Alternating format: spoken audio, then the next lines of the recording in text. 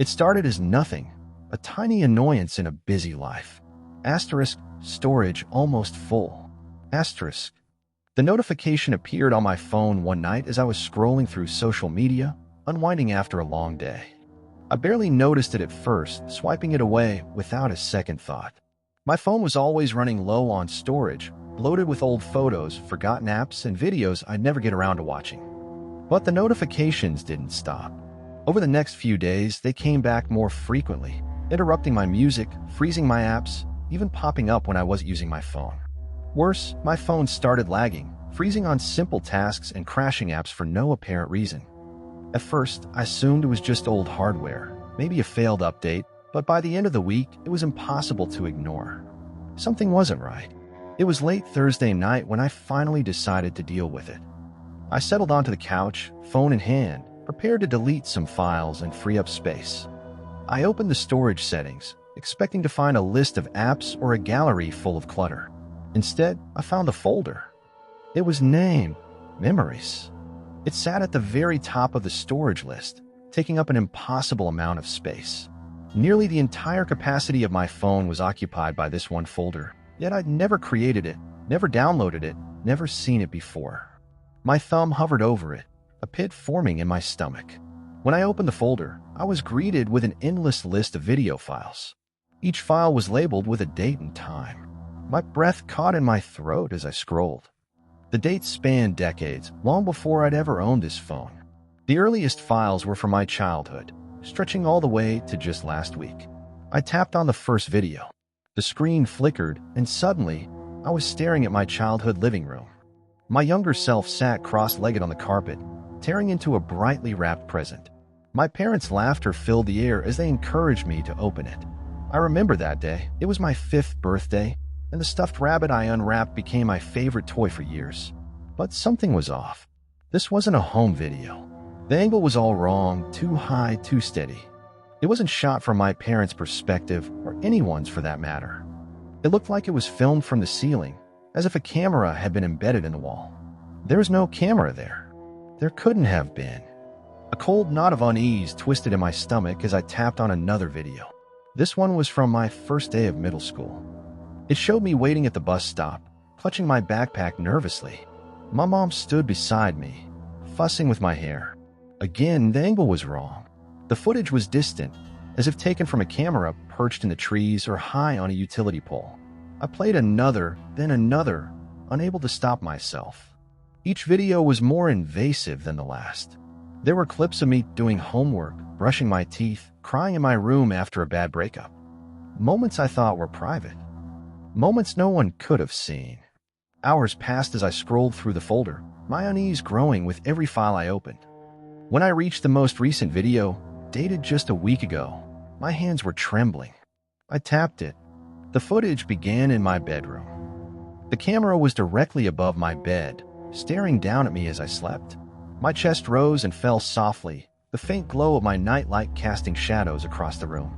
The timestamp read 3:33 a.m.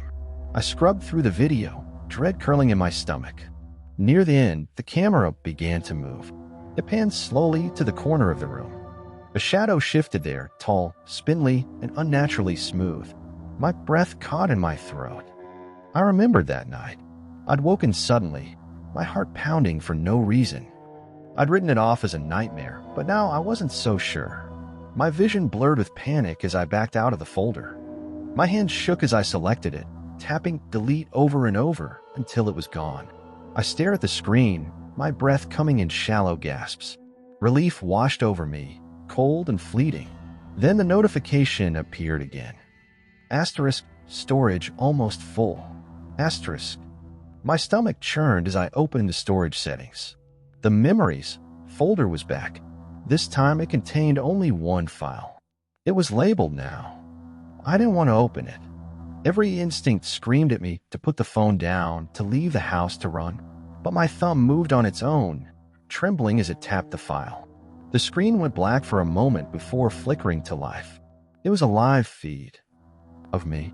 I was sitting on the couch, staring at my phone, just as I was in real life. The angle was from above, as if something was watching from the corner of the room. My breath quickened as the live feed began to pan, slowly revealing more of the space behind me. That's when I heard it, a faint creak. My blood ran cold. The closet door was open. Just a crack. On the screen, the live feed captured the same moment, the camera zooming in on the darkness inside the closet. I could see something shifting there, a shadow that wasn't quite still. My phone buzzed, the screen flashing with jagged text. Asterisk. We are always watching. Asterisk. I threw the phone down and bolted, slamming the closet door shut and barricading it with a chair. My heart thundered in my chest as I pressed my back against the wall, staring at the vibrating phone on the floor. The whispers began then, soft, unintelligible murmurs coming from all around me. I didn't sleep that night. Over the next few days, the activity escalated. My laptop powered on by itself, displaying distorted images of my face. My smartwatch buzzed constantly, showing notifications that read asterisk, new memory saved. Asterisk, even my TV turned itself on, flashing static and text that read, asterisk, look behind you. Asterisk. I stopped sleeping in my bedroom. The closet door wouldn't stay shut. I taped it closed, nailed it shut, even jammed it with furniture, but every morning it was open again. And the shadows, oh, the shadows. They moved now, crawling across the walls like living things. Last night I saw it. The figure from the video. It stood in the hallway, impossibly tall, its elongated limbs brushing the ceiling. Its face, or what passed for one, was a void, a featureless darkness that seemed to draw the light around it.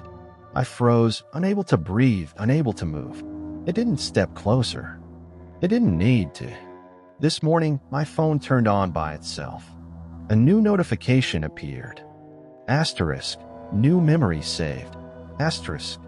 The timestamp was for 5 minutes ago. I'm writing this now, my hand shaking, every shadow in the room feeling alive. I don't know if anyone will read this, or if it will even matter. The whispers are louder now, and the figure is closer. I can feel it watching me, breathing with me. The closet door just creaked open again. I can't run anymore. If you ever see a folder named Memories on your device, don't open it, no matter what.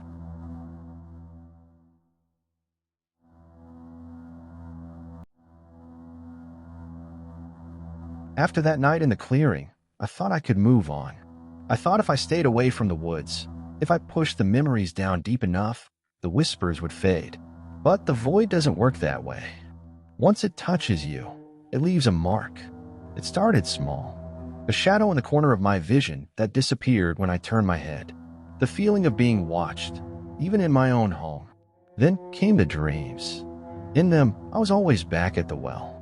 The clearing stretched on forever, the sky a swirling vortex of black and red. The well stood at the center, pulsing like a heartbeat, its stones slick with something dark and wet. The whispers were louder in the dreams, a cacophony of voices that overlapped and tangled until they became screams. When I woke, I'd find dirt under my nails and scratches on my arms, as if I'd been clawing my way out of something. One afternoon, a week after my nightmares began, I saw Liam. I was walking home from school, cutting across the field that bordered the woods, when I caught a glimpse of him between the trees. At first, I thought it was someone else, a trick of the light or my imagination playing with me. But then he stepped closer, and I saw his face. It was Liam, but not the way I remembered him. His skin was pale and stretched too tight over his skull. His eyes were sunken, and his lips were cracked, peeling as if he hadn't spoken in years. He didn't say anything.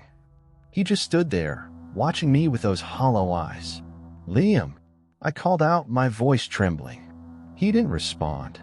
Instead, he lifted one hand and pointed toward the woods. Then he turned and walked into the shadows. That night, I confronted my parents. I told them about Liam, about the clearing, about the well.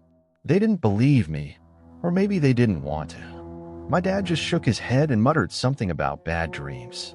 My mom looked at me with wide, frightened eyes, but she didn't say anything. Later, I found her in the attic, going through an old box of photos. She didn't notice me standing in the doorway as she pulled out picture after picture of people I didn't recognize. Some were children, others were teenagers or young adults. Their faces were blurry, the names on the backs faded almost to nothing. But the fear on my mom's face was clear. Who are they? I asked, startling her. She slammed the box shut and turned to me, her eyes shining with unshed tears. No one, she said quickly. There, no one. But I knew she was lying. The people in those photos weren't just forgotten. They'd been erased, their names and faces swallowed by the same thing that had taken Liam. The void doesn't just claim you. It makes you vanish. It wasn't long before the whispers grew louder. They weren't just in my dreams anymore. I'd hear them in the middle of the day, faint and distant, calling my name. Sometimes, when I looked in the mirror, I'd see the faces of the lost staring back at me, their mouths open in silent screams. One night, I woke to find my feet covered in dirt, my hands scratched and bleeding. The whispers were louder than ever, pulling me toward the woods. I tried to resist, to stay in bed, but my body moved on its own. The trees seemed to part from me as I stepped into the forest. The air was colder now, the shadows deeper, and the moonlight barely pierced the canopy. The whispers guided me, leading me back to the clearing. When I stepped into the circle of barren ground, the well was waiting for me. The well looked different this time. The stones were darker, slick with something that gleamed in the pale light. The broken frame above it creaked in the wind, the rope swaying gently as if something had just climbed out. The whispers surged, louder than ever, pressing against my skull until I thought my head would split. They weren't just calling me now, they were demanding. Come back, they said, the words echoing in my mind. Come back. I stepped closer, my heart hammering in my chest. The air around the well was thick and cold, like walking into a freezer. My breath fogged in front of me as I leaned over the edge. The darkness inside the well wasn't empty. It moved, swirling like smoke, shifting and writhing as if alive. Faces emerged from the void, pale and hollow, their mouths twisting into grotesque smiles. And then I saw him. Liam's face rose from the darkness, his eyes burning with a sickly yellow light. His lips moved, and his voice echoed up from the depths, layered with 1,000 others. It's waiting for you, he said. It's always been waiting. I don't remember deciding to climb down. One moment I was standing at the edge of the well, and the next I was gripping the rope, lowering myself into the void. The darkness swallowed me, and the air grew colder with every inch. The whispers were deafening now, a relentless tide of voices that pressed against my mind, threatening to drown me. About halfway down, the rope jerked. I froze, clinging to it as the whispers erupted into laughter. Something moved below me, a shifting shadow that rippled like water. Keep going, Liam's voice said, though I couldn't see him. You can't stop now. I wanted to climb back up, but the rope wouldn't budge. The void was pulling me down, dragging me deeper into its depths. My hands burned as the rope slid through my fingers, and then I was falling, tumbling through the darkness. When I hit the bottom, the ground was soft and warm, pulsing like something alive. The walls were covered in faces, their eyes watching me, their mouths whispering in unison. You're one of us now, they said. Liam was there, standing at the center of the void. His body was no longer human. Shadows clung to him, twisting and writhing like living things. His eyes glowed with that sickly yellow light, and his smile was wide and sharp. You came back, he said, his voice filled with malice. They always come back. I tried to run, but the ground shifted beneath me, pulling me down. The faces on the walls began to move, their mouths opening wide, their whispers turning to screams. The last thing I saw before the void swallowed me was Liam, his smile growing impossibly wide as he whispered, You belong to it now. They found me in the woods a week later, unconscious and covered in dirt. My parents said I must have fallen, hit my head, but I know the truth. The void let me go. For now. The whispers are quieter, but they're still there, waiting. And sometimes when I close my eyes, I see Liam's face, twisted into that terrible smile, calling me back. If you ever find a place that feels wrong, where the silence is too heavy and the shadows too deep, run. Don't stop, don't look back. Because once the void knows you, it never forgets. And it's always hungry.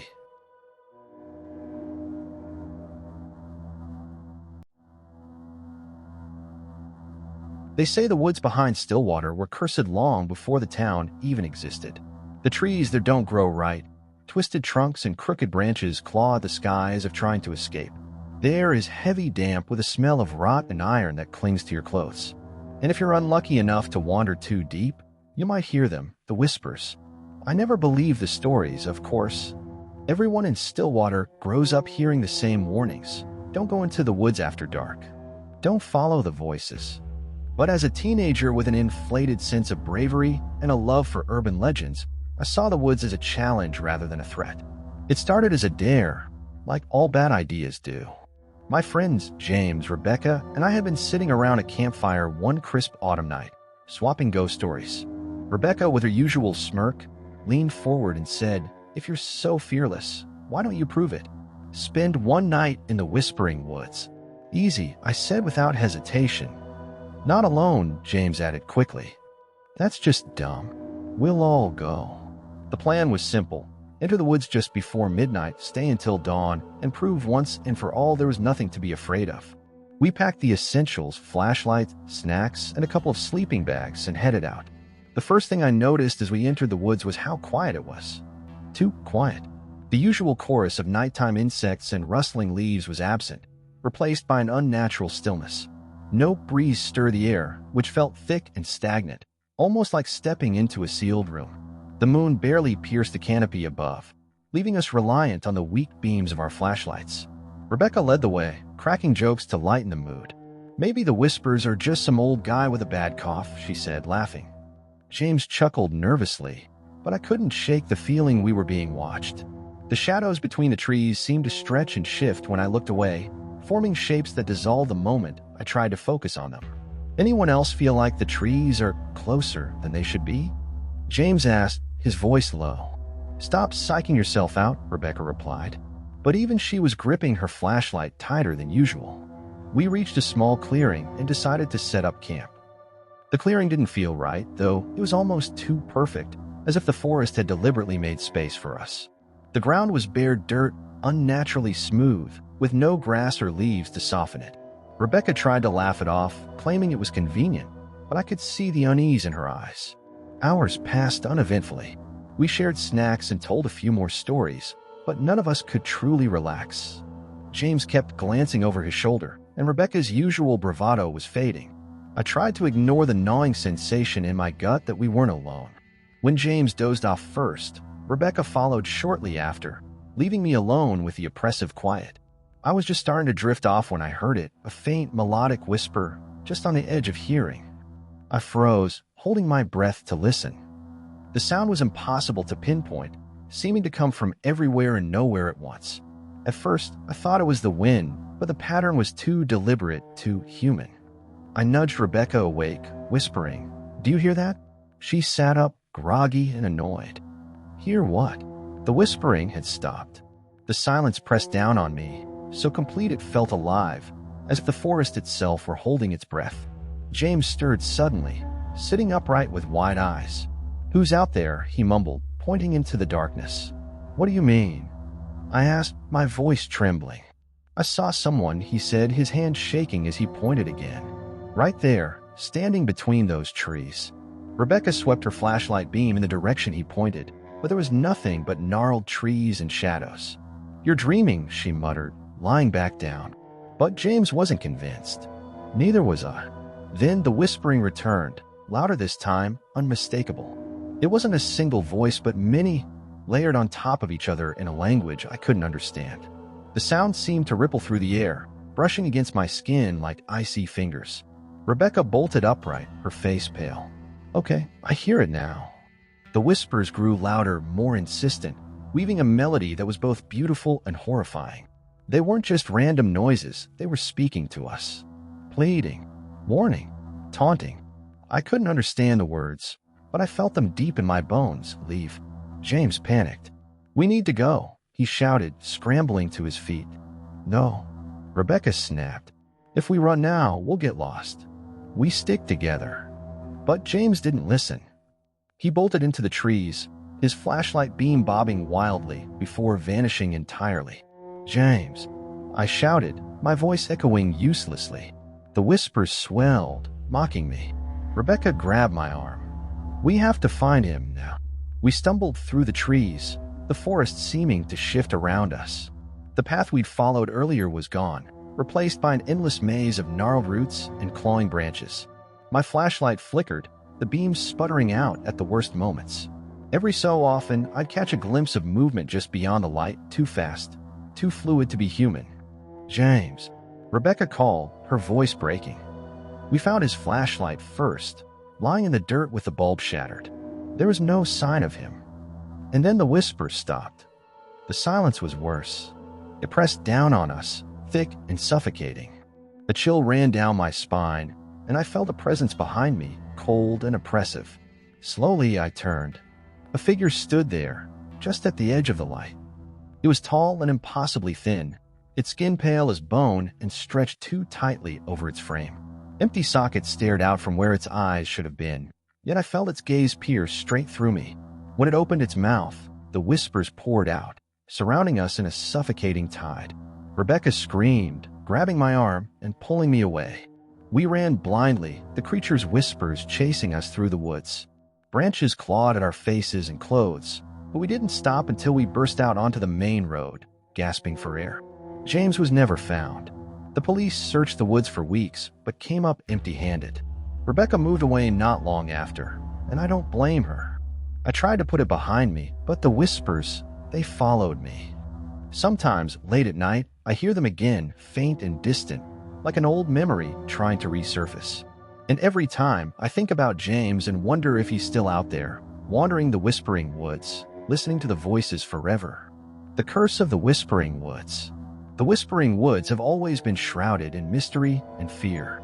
Long before Stillwater was settled, the land was sacred to a small indigenous tribe that lived along the riverbanks.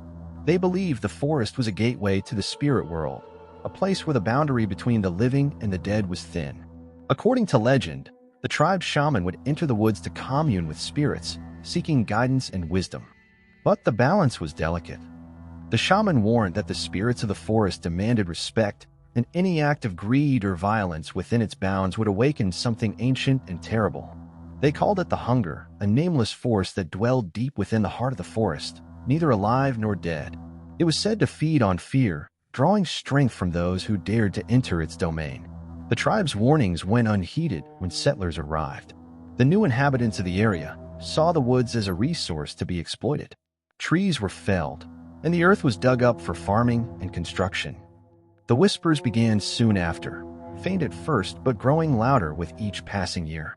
Livestock disappeared. Families spoke of waking in the middle of the night to find their children standing at the edge of the woods, staring blankly into the darkness. The settlers tried to fight back. They burned sections of the forest, hoping to drive out whatever malevolence lingered there. But the fires only seemed to make it angrier. The flames died inexplicably, leaving behind untouched trees and charred bodies of those who started them. The town's priest organized an exorcism, leading a group of men into the woods with crosses and holy water. None of them returned. Over time, the people of Stillwater learned to live with the woods. They avoided it, passed down the warnings, and prayed the whispers would never come for them. But every few years, someone would disappear, a hunter, a curious teenager, a lost hiker, and the whispers would grow louder, as if the forest were reminding them of its presence.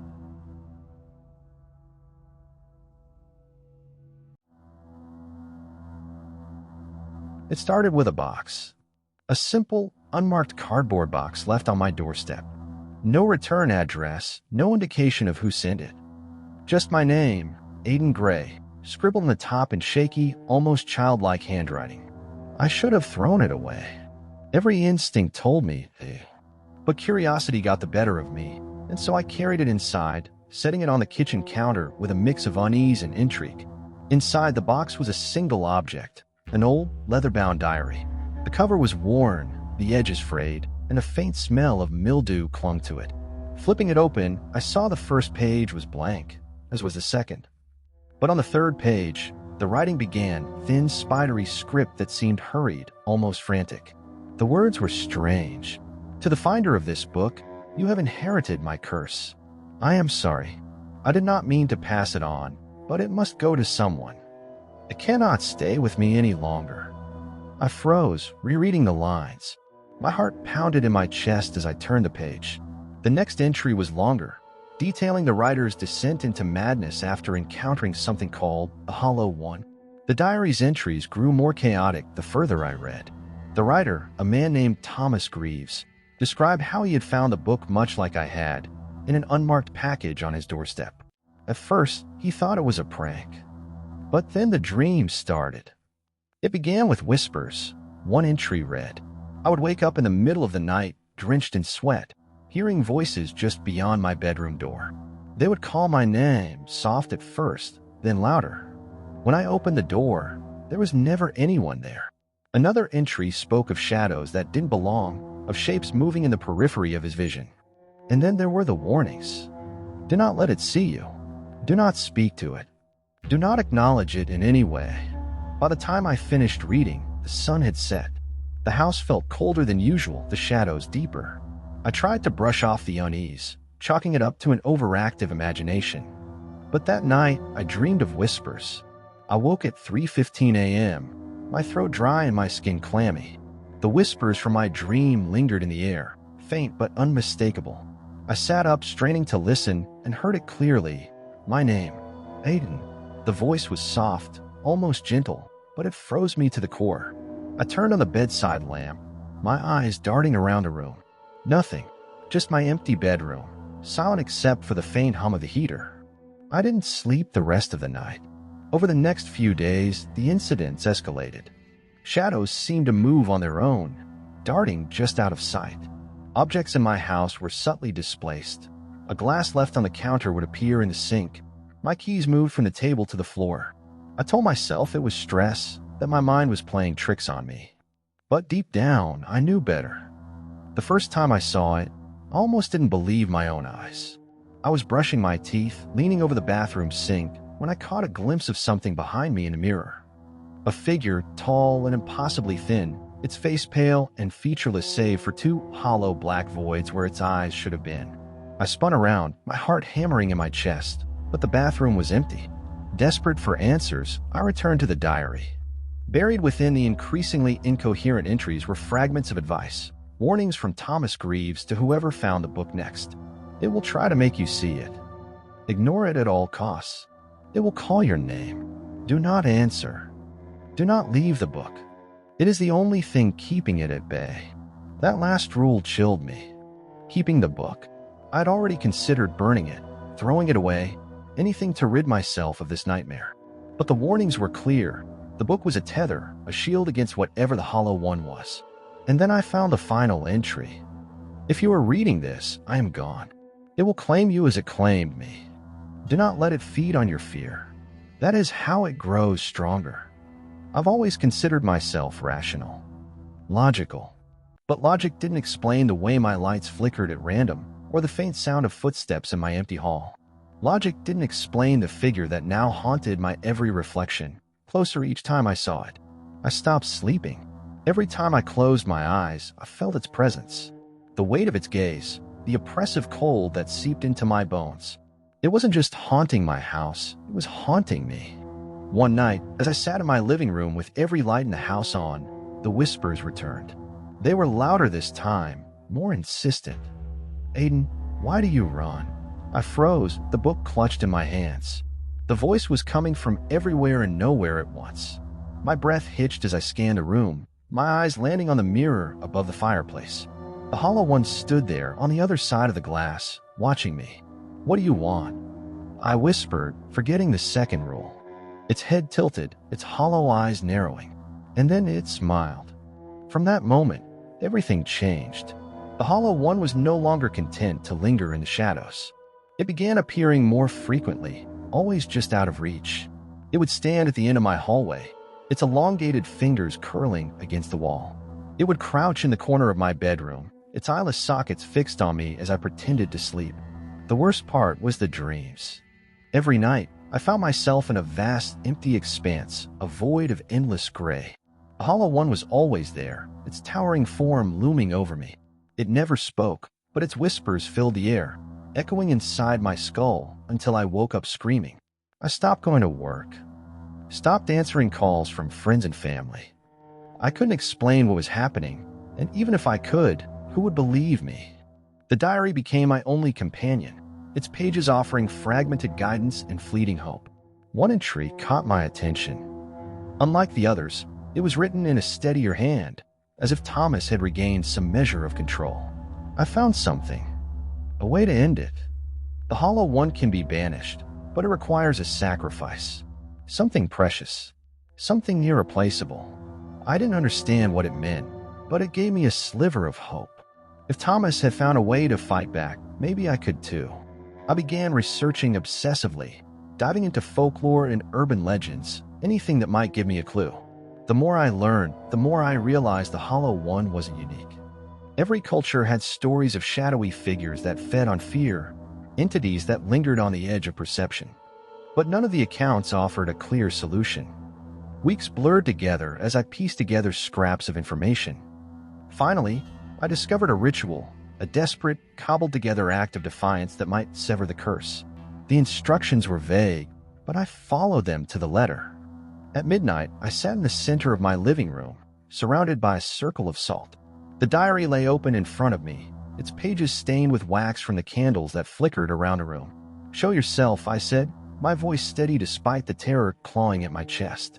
The lights flickered, and the temperature plummeted. The Hollow One stepped out of the shadows, its towering form bending unnaturally to fit the room. For the first time, it spoke aloud, its voice a guttural rasp that echoed in my mind. "You cannot escape me." But I wasn't trying to escape. Clutching the diary, I began to read aloud the incantation I had found, my voice shaking but resolute. The Hollow One recoiled, its form flickering like a glitching image. Its whispers grew frantic, pleading, angry. The room trembled, and for a moment I thought the ritual had worked. But then everything went silent. The Hollow One vanished, leaving me alone in the dark. The relief was short-lived. I soon realized the ritual hadn't banished the Hollow One. It had merely weakened it. The whispers returned, quieter but more insidious. The shadows still moved, and the dreams persisted. And then I understood the final rule. The curse couldn't be destroyed, only passed on. I packed the diary into a box, sealing it carefully. With trembling hands, I addressed it to someone. Anyone, writing a name I had seen in a news article about urban legends. I left it on their doorstep, walking away without looking back. The Hollow One's whispers faded as I drove home, but guilt gnawed at me. I had condemned someone else to this nightmare, but I told myself it was necessary. I couldn't live like that anymore. Weeks passed, and for the first time in months, I slept soundly. But sometimes, late at night, I wonder if the whispers will return. And every time, I think of the name I wrote on that box, hoping they'll forgive me. The Hollow One is out there, waiting for its next victim. If you find a box on your doorstep, unmarked and innocuous, do yourself a favor, don't open it. Epilogue. The cycle continues. Far away, a man named David Peters found a box on his porch. Simple, unmarked. Curiosity overcame him, and he brought it inside. Later that night, as he opened the diary, the whispers began.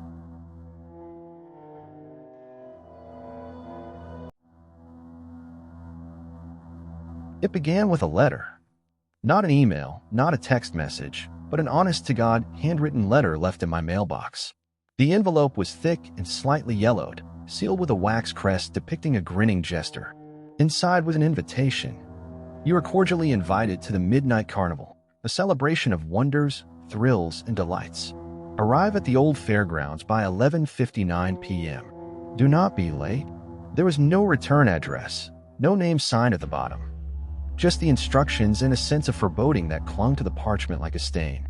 The old fairgrounds had been abandoned for decades, long before I was born. My parents used to tell stories about how it was once a bustling carnival, filled with laughter, music, and the smell of candied apples. But then, one day, it vanished. Overnight, every tent, ride, and stall disappeared without a trace, leaving behind only rumors and empty fields. I should have ignored the letter, thrown it away, chalked it up to a prank. But something about it gnawed at me, a curiosity I couldn't shake. So on a cool autumn night, with the moon full and the wind whispering through the trees, I found myself standing at the edge of the forgotten fairgrounds. The field was shrouded in darkness, save for a single light in the distance, a flickering lamppost that cast long, eerie shadows across the overgrown grass. As I approached, I saw it, a towering gate of wrought iron, twisted into the shape of laughing faces. The words, Midnight Carnival, arched above in peeling gold paint. The gates creaked open on their own as I neared, revealing a path lined with dimly glowing lanterns. The air smelled of damp earth and something sweet, almost sickly, like rotting fruit. My stomach churned, but I pressed on, drawn by a mix of dread and intrigue. The carnival was alive. Brightly colored tints stretched as far as I could see, their fabric rippling in a breeze I couldn't feel. Calliope music played faintly in the background, an off-kilter melody that sent shivers down my spine. Figures moved between the tents, their faces obscured by shadows and masks. They laughed and whispered, their voices carrying on the wind. A man in a top hat and a blood-red coat stepped out of the shadows to greet me. His face was pale, almost waxy, and his smile revealed rows of two sharp teeth. "Welcome, honored guest," he said, his voice smooth and cold. "We've been expecting you." The man, who introduced himself as the ringmaster, guided me through the carnival, his cane tapping against the ground with each step. He spoke in riddles, his words both inviting and unsettling. "Here, you will see wonders beyond imagination," he said, gesturing to a tent painted in swirling blues and purples. "The Hall of Dreams awaits within." Inside, I found mirrors. Hundreds of them, arranged in a maze that seemed to stretch infinitely. At first, they reflected only my own nervous face. But as I ventured deeper, the reflections began to change. I saw myself as a child, laughing with my parents. Then as an old man, frail and alone. In one mirror, I saw a version of myself staring back with hollow eyes, blood dripping from his hands. Panicked, I stumbled out of the tent, only to be met with the ringmaster's amused grin. "The mirrors show truths," he said. Some you deny. But truth, nonetheless." The next attraction was a carousel. The horses were carved from wood, their painted eyes glinting with something almost lifelike. As I watched, the ride began to turn, the music growing louder and more discordant. The figures on the carousel shifted, becoming grotesque parodies of themselves. The horses' mouths opened wide, revealing rows of jagged teeth, and the riders, once joyful children, twisted into ghoulish shapes, their laughter turning to screams. I backed away, my heart racing, but the ringmaster appeared beside me again. "Every ride has its risks," he said, his smile never wavering. As the night wore on, I encountered the performers of the Midnight Carnival. Each was more bizarre and unsettling than the last. There was the contortionist, a wiry man with skin like stretched leather. He twisted his body into impossible shapes, his joints cracking with every movement. His eyes never left mine, even as he folded himself into a box no larger than a suitcase. The bearded lady sang haunting melodies, her voice rich and sorrowful. As she performed, her beard seemed to writhe like living tendrils, reaching out toward the audience. When her song ended, she turned to me and whispered, "Beware the final act." And then there was the clown. He stood apart from the others, his painted face cracked and peeling. His eyes were sunken, his grin too wide. He didn't speak, but he followed me, his movements jerky and unnatural. Wherever I went, he was there, lurking just out of reach. The ringmaster led me to the grandest tent of all, its fabric shimmering like liquid gold. "The final act," he said, pushing open the flap. Inside was a stage, and on it a single chair. "Sit," the ringmaster commanded. I hesitated, but the audience, a sea of masked figures, began to chant, "Sit, sit, sit." Their voices rose to a deafening roar until I had no choice but to comply. As soon as I sat, the lights dimmed and the ringmaster stepped into the spotlight. "Ladies and gentlemen," he announced, "our guest of honor has arrived. Let the show begin." The performers reappeared, their acts more grotesque and horrifying than before. The contortionist snapped his limbs backward, his bones jutting out at odd angles. The bearded lady's tendrils grew longer, wrapping around the masked audience members and pulling them into the shadows. The clown stepped forward, his grin splitting his face in two, revealing a cavernous maw filled with needle-like teeth. And then the ringmaster turned to me. "Your performance," he said, "will be the grand finale." I bolted from the chair, running blindly through the tent. The audience laughed, their masks slipping to reveal faces that were not human. The ringmaster's voice echoed in my ears, calling my name, taunting me. I burst out of the tent and into the open air, but the carnival had changed. The tents were tattered, the rides rusted and broken. The calliope music was a distorted mess, screeching and wailing like a dying animal. The performers were chasing me, their grotesque forms illuminated by the flickering lanterns. Finally, I reached the gates, which slammed shut as I approached. The ringmaster appeared before me, his face twisted in fury. "You cannot leave," he hissed. "The carnival is part of you now." But I didn't stop. I threw myself at the gates, clawing and pulling until they gave way. The last thing I heard as I stumbled out was the ringmaster's laughter, cold and hollow. I woke up in my bed, the invitation crumpled in my hand. For a moment, I thought it had all been a nightmare. But then I saw the marks on my arms, bruises in the shape of clawed hands, and the faint sound of calliope music drifting through my window.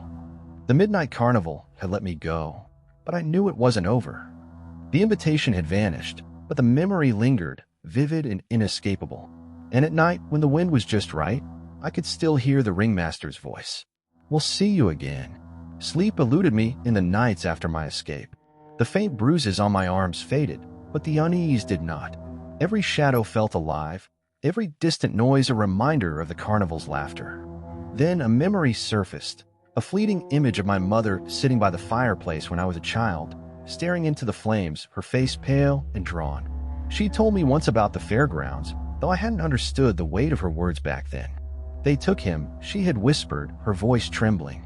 "Your grandfather. He walked into that carnival and never came back." I dismissed it as an old wives' tale. Now I wasn't so sure. Compelled by a sense of both dread and necessity, I began to dig into my family's past. In my parents' attic, amidst the dust and the silence, I found a box labeled with my grandfather's name, William Archer. Inside were faded photographs of a young man standing in front of a carnival, the carnival.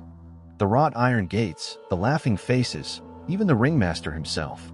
The last photo in the stack froze my blood. It showed my grandfather on the grand stage, seated in the same chair where I had been. His face was blank, his eyes wide with terror. Scribbled on the back of the photo were 4 words: "He never came home." The next day, I visited the oldest resident in town, Mrs. Hargrove. She'd known my grandfather and, it turned out, knew far more about the carnival than anyone dared to admit.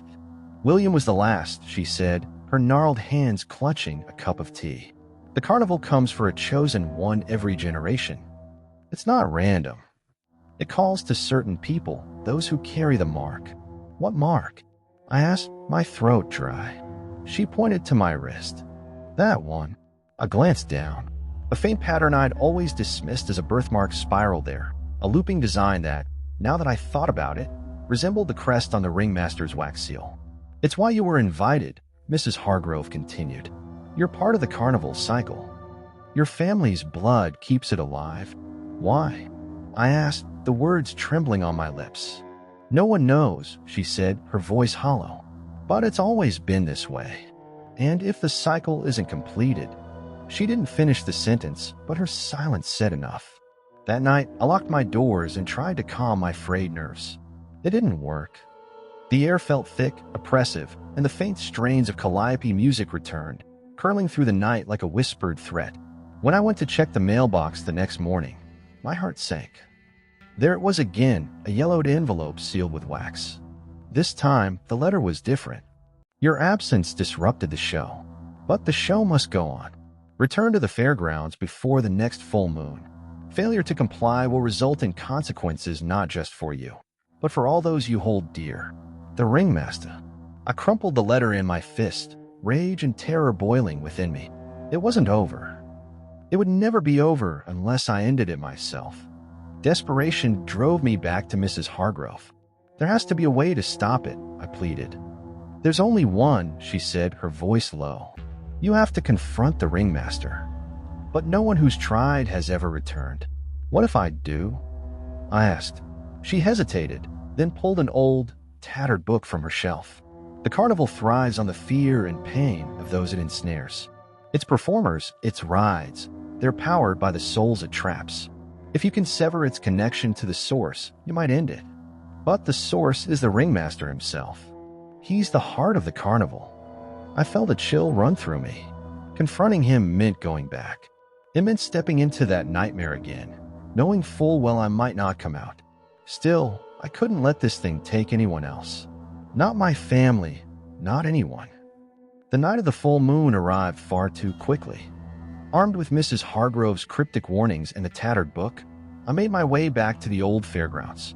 This time, I was prepared, or so I told myself. I carried a flashlight, a pocket knife, and the book, which seemed to pulse with its own kind of energy. The field was as dark and desolate as before, but the carnival loomed larger, more menacing. The gates opened with the same groaning creak, and I stepped inside, my heart pounding. The carnival had changed. The colors were brighter, the music louder, and the figures in the shadows more restless. It felt alive in a way that was deeply, unnervingly wrong. "You came back," the ringmaster's voice purred from the darkness. He stepped into view, his red coat billowing like smoke. "I knew you would." "This ends tonight," I said, trying to keep my voice steady. He laughed, a cold, hollow sound. "You think you can end the carnival? You're more foolish than I thought." But there was something in his expression, a flicker of surprise, maybe even fear, that told me he wasn't invincible. The ringmaster led me, as if on instinct, to the grand tent once again. The masked audience was waiting, their silent stares unnerving. The same chair sat in the center of the stage, but this time, I refused to sit. "Ah," the ringmaster said, his grin widening. "You've learned. But it won't matter." He raised his cane, and the carnival seemed to shift around me. The audience melted away, replaced by swirling shadows. The performers emerged, grotesque, twisted versions of themselves. The contortionist's limbs cracked like dry twigs as he moved. The bearded lady's tendrils writhed hungrily. The clown loomed closer, his grin splitting his face in two. But I wasn't here to run. I clutched the book tightly and began to recite the words Mrs. Hargrove had shown me. "By the blood that binds, by the truth denied, I sever the chains that tether this place to life." The ringmaster snarled, his two sharp teeth glinting in the dim light. "You think words can stop me? I am the carnival. I am eternal." The ground shook, and the tent tore apart, revealing a swirling void above us. The ringmaster lunged toward me, his cane aimed like a dagger, but I ducked and kept chanting. The book burned in my hands, its pages glowing with an eerie light. The performers screamed, their grotesque forms unraveling like smoke. The carousel shattered, the mirrors of the Hall of Dreams splintering into dust. "Stop," the ringmaster roared, his voice cracking with desperation. "If you destroy me, you destroy yourself." I hesitated. His words struck something deep within me, something primal. "The mark binds you to the carnival," he hissed. "Without me, it will consume you. Is that what you want? To become part of the very thing you seek to destroy?" The words hung in the air. I thought of my family, of the generations trapped by this curse. If I stopped now, the cycle would continue. But if I finished the ritual, I might lose myself forever. "No," I said, my voice trembling but firm. "You don't control me." I raised the book one last time and shouted the final incantation. The light from the book erupted, blinding and searing. The ringmaster screamed, his form unraveling like the others.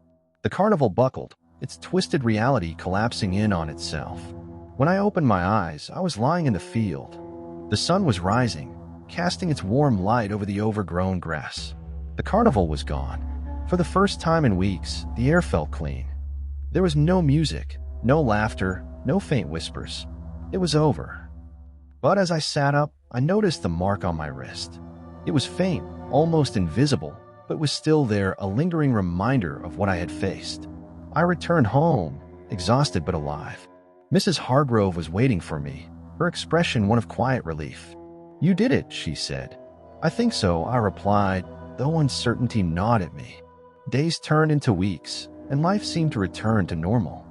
But every now and then, when the wind picked up just right, I swore I could hear the faint echo of calliope music. The carnival was gone, but I knew better than to believe it was gone forever. Some things don't die. They simply wait.